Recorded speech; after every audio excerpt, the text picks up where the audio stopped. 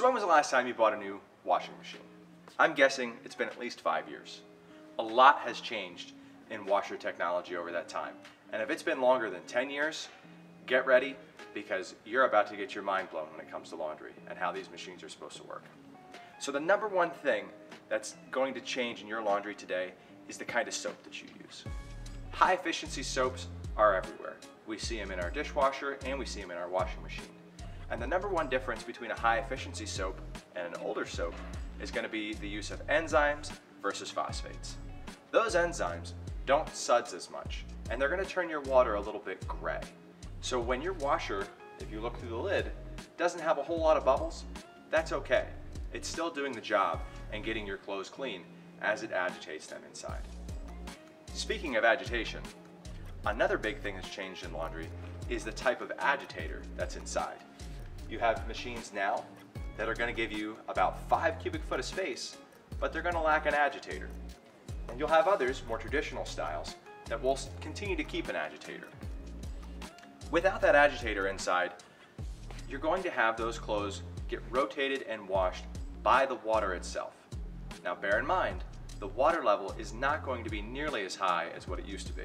It'll fill up roughly about 1/3 of the way, and then that wash action will be done by the water itself. If you still want a traditional agitator and a machine built like it was back in your grandmother's time, you can certainly find that here at Beiter's. We've got a great line of Speed Queen washers and dryers that are going to help with that. One of the main things about a Speed Queen washer is how it's built. The drive shaft on these is a solid piece of metal made of only 2 components versus 21. The other plus side is, this being solid metal, some other machines are going to be vinyl gears inside. Now we talked about water level a little bit. Water level on all of these machines is not going to be able to be self-selected. There are a few out there in the top load style where you can pick how much water it will fill up with. Roughly about 25 gallons on the high side. Now, if you're looking for the best wash action and the best energy consumption, a front load washer is the way to go. Obviously, when we're washing horizontal versus vertical, you're going to have a lot more ability to get those clothes wet and agitated to get them clean.